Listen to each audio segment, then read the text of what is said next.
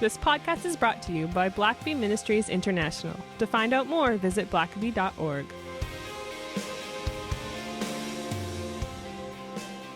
Welcome to the Richard Blackaby Leadership Podcast. My name is Sam, and I'm your host. And today on the podcast, we've got a great conversation with John Aden. With more than 25 years of global experience spanning 5 continents and 28 different countries, John Aden has been a senior executive with a record of delivering growth, leveraging scale, driving innovation, and building high-performance teams at some of the world's top companies, including Walmart, Mac Tools, and Frito-Lay.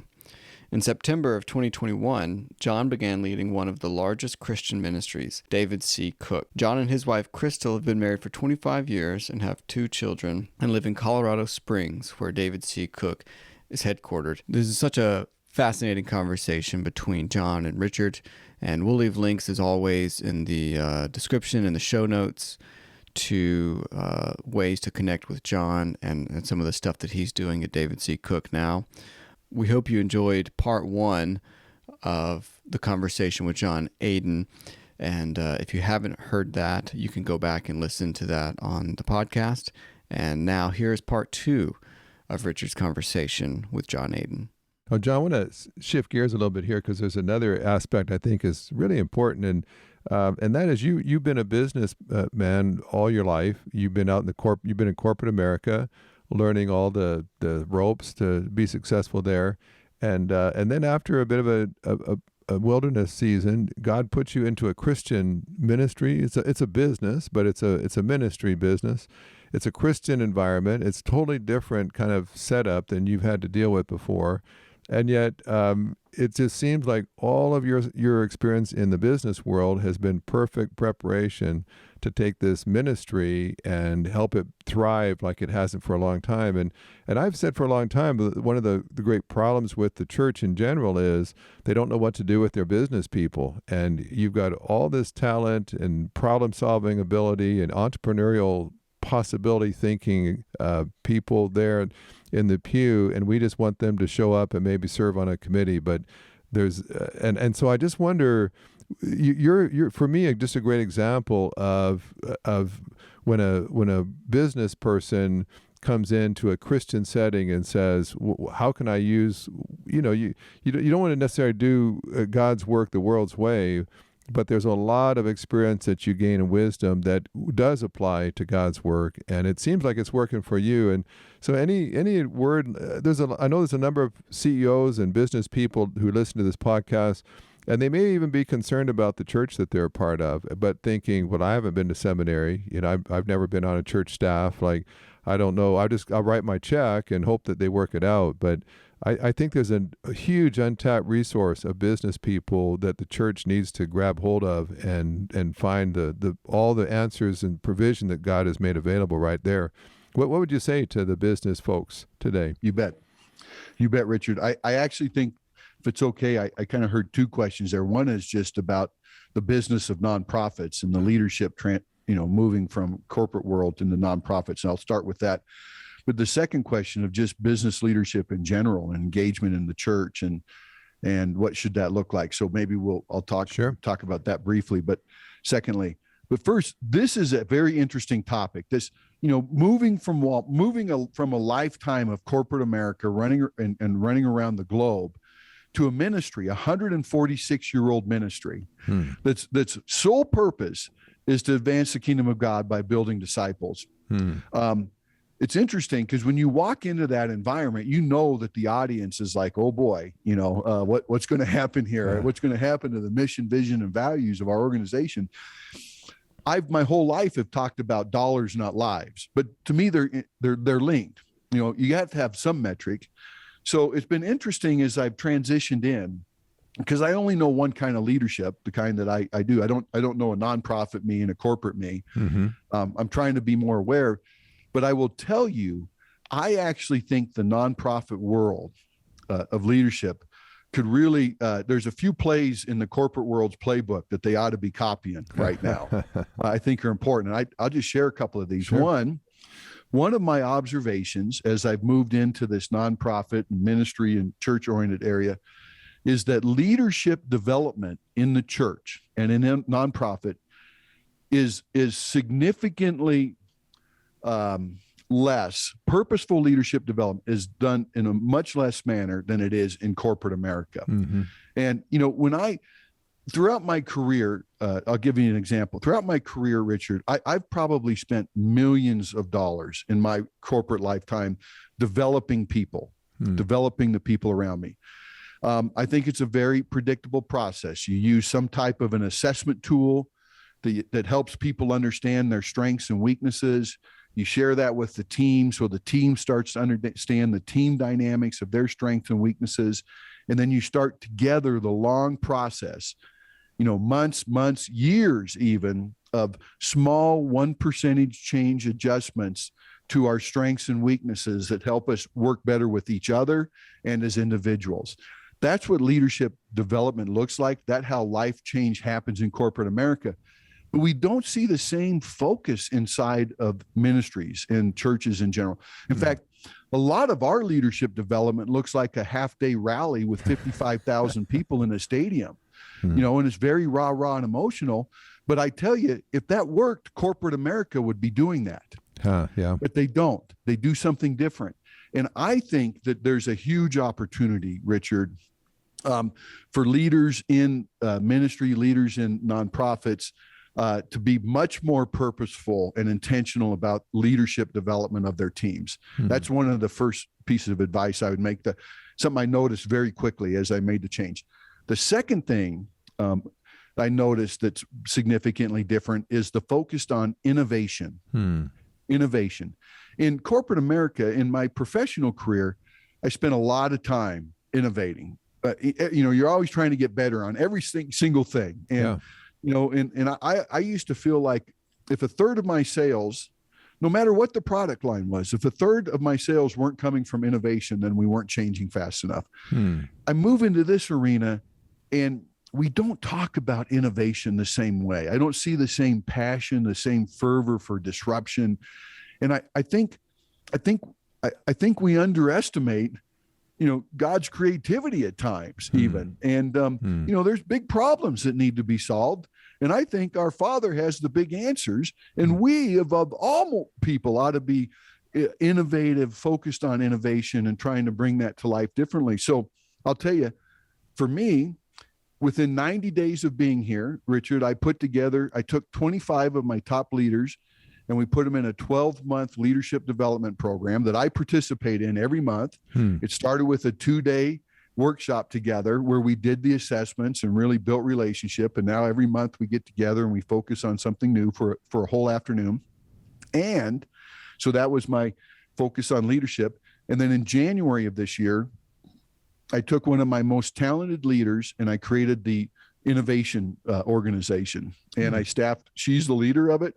I've been putting some of my fastest moving employees over on her team, and they're already creating digital innovation, curriculum innovation. They're doing things that we're launching right now that we just started 110 days ago. Wow. So I'm not just shouting from the mountaintops. Leadership development and innovation need to be a priority. I'm also doing it, and it's actually working for us. Wow.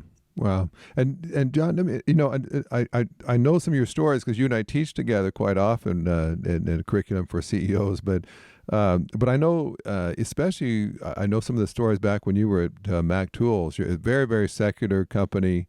And yet as a Christian business person, God really used you to impact the culture, direct reports, becoming Christians, starting Bible studies. I think you had a motorcycle riding club that you did. Give us a couple of ideas of, you went into a secular, almost hostile to Christianity kind of environment, and you try to be true to your faith, and God used that to impact a lot of your folks. Give us some maybe an example or two of what do you do if you're working in a secular environment but you want to be salt and light there?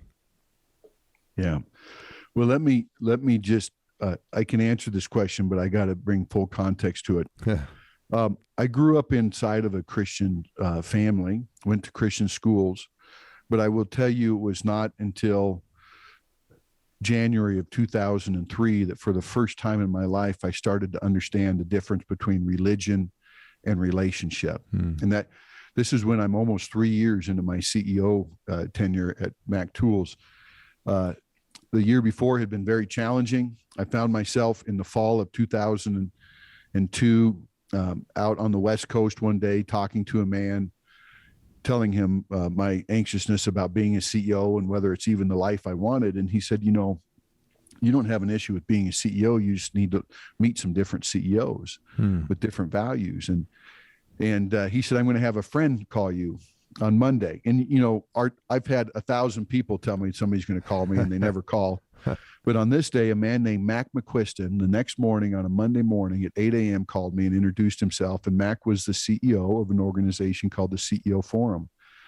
Just so happened that November month, that weekend coming up, the Forum was having their once-a-year event down in Dallas. He invited me to come.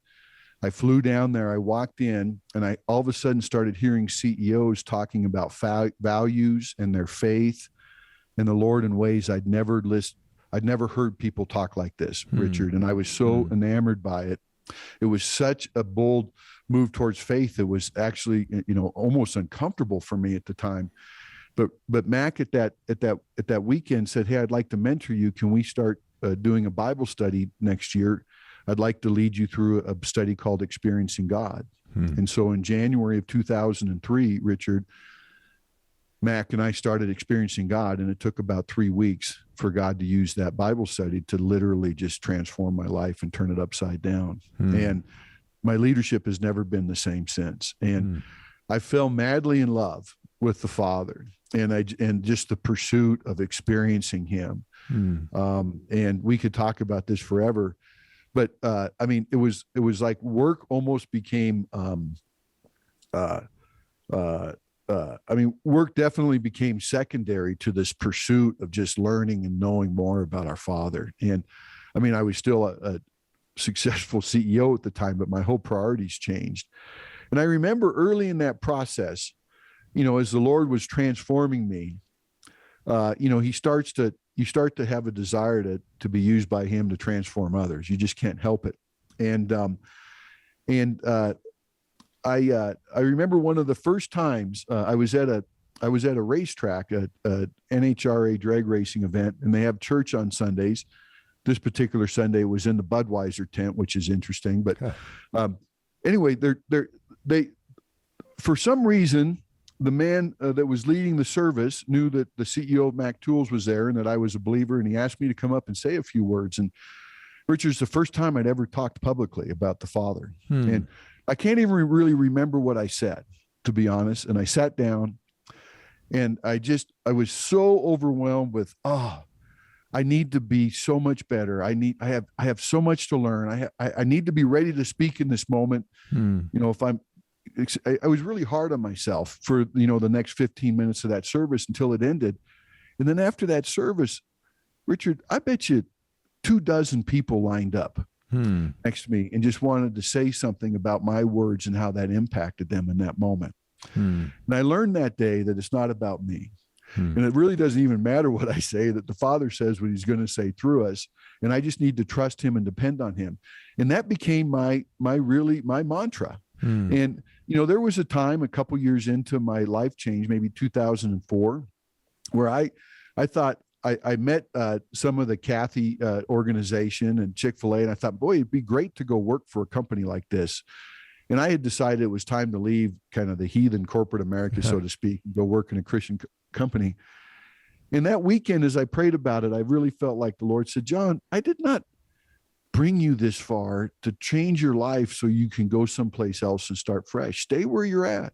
Change your life. Let me do what I've started. Let me finish it and watch what I do with it. And I'm like, but Lord, you know, it'd be so much easier to just have a fresh start, not have the baggage, not have the people that watched me at my worst as a leader. Now I'm trying to convince them I'm a different guy.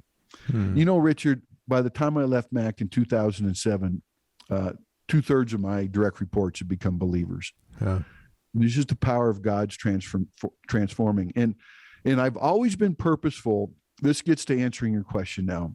I'm sorry that you have. Oh, it's all good. Yep. What I learned and I've always been aware of, when I first started thinking about my faith in the workplace, I would pray and I'd be like, Lord, do I need to bring, my Bible and put it on my desk? Do I need to get a Dove calendar and hang it in my office? What do I need to do to make sure that people know that I love you? And the Lord more or less just said, it's not, don't do, just be with me. Be with me. Don't look for opportunities for you to advance the kingdom on your own. Just be with me, and you'll be amazed at what happens. And that's exactly what's happened, Richard. Over time, what I started to become attuned for is, in the middle of being close to God, he gives us little assignments. Pray with this person, go visit that person, do this, do that. And as you complete those assignments, that's what God's used to start changing the lives around you. So as over time, we started prayer groups. I did Bible studies with people. We brought services into our big annual gatherings. There's a lot of things we did, but I'll tell you this, to me, they all started with the Lord telling me, I want you to do this. Now go do it. It wasn't me sitting around going, how can I make sure everybody knows that I'm in love with the Lord of the universe? It has never started with that. It's always been just, Father, whatever you ask, the answer is yes, regardless of the consequences. And that some folks struggle with that. They'll say, well, God's never spoken to me like that. John, it seems so easy for you. Just do what God says. But what if you're not sure what God's saying? But I know that you've just had a number of times, I've heard a number of your stories where maybe it was just trying to, like I know when you're at Mac Tools, trying to just, buy a swimming pool, and God just starts to give you truths from 1st and 2nd Timothy about leadership and of all things, using God's word to help, develop leaders in a secular company. But how does that work for you? Like, what's the process look like where God just is guiding you very specifically even when you're in a secular company? You bet. I over time, and I don't want to make this too much of a process, because I think God speaks and work. He requires faith. So he never does everything exactly the same all the time, because but I'll tell you this, what I've learned is that seeking God starts with prayer and a posture. And for me, on everything, I have an opinion, but if I really want to hear from the Lord, I got to start with, Lord, get my opinion to neutral. Even though I may want this or don't want that, help me to get to neutral so that I'm not imputing my will on your will. Make sense? Yeah. That's number one. Then number two, for me, I'll go to scripture, Richard. And when I pray that I'm asking and seeking the Father, then I actually expect the Lord to answer that. So when I go to the scripture, I'm immediately expecting, okay, there is something in this right here that the Lord's trying to tell me. And it might not be on this page. I might turn the next page. I might look at my center reference, and there'll be a verse that takes me halfway across the Bible to another place. But when I pursue an answer expectantly like that, the Father has been very faithful, and oftentimes will take me that way if I'm willing to be diligent, if I'm willing to stay with the process. And so I'll start to feel like I get an insight, and then depending on the scale of it, I may pause, and then I may chew on that for days and make sure that other scriptures will reinforce that. And that's kind of the process. And then I'll read back through my journal, and I'll see, oh my goodness, for weeks now, I've been journaling on the same thing, and I didn't even realize it. It's like he's been answering every day, but I haven't connected the dots. So I think for me, it's been learning to start from a posture of neutrality, trying not to impute my will on God, which is very challenging, because in all things I have an opinion, and I have what I think is the right answer. And then praying, and then expecting God to answer that prayer, and to start opening up my eyes. And the last thing I'll add to this, over time in this process, on the really big decisions of life, I've also learned how important it is to include my wife in this process. Because, Richard, one of the ways that the Lord has really helped me, for example, this move to David C. Cook, this has been a life change. This was not on our radar screen. Crystal and I were headed to the beaches of Florida. We've got a ranch in Arkansas. Our life was set. And now we're selling everything. We're abandoning our dreams. We're moving to the mountains of Colorado. That was not a light decision. But you know what? As I'm pursuing the Father and his answer, so is my wife. And oftentimes, it's amazing how many times I've come into my kitchen with tears in my eyes and I've said, Crystal, I need to talk. I need to tell you what the Lord's telling me. And she'll look at me up from the table where she's sitting with tears in her eyes. And she'll say, I need to talk to you. I need to tell you what the Lord's telling me. And then it will be the same thing. And I'm just convinced that the part of pursuing God's plan in our lives, Richard, for those when we're couples is an important process as well. And sometimes the Spirit will give me half the answer and my wife half the answer just to make sure that we're connecting. Wow. Well, I know we're just about out of time. I'm going to have links to John and his company. I know maybe one last thing, just a minute or two we have left. I know you have a passion for Gen Z, for the young generation. They've been disparaged.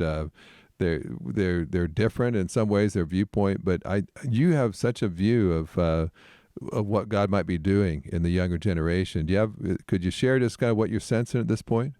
Oh, Richard, we're going to have to talk again because this conversation is so important. I will tell you the Generation Z and now Generation Alpha is what I call kids 12 and under. We spent a lot of time in the last 2 weeks with some of Hollywood's greatest storytellers and greatest insight peoples continuing to learn about this generation. I will tell you, Richard, I think this is the greatest generation on the edge of incredible things beyond what we could ever imagine.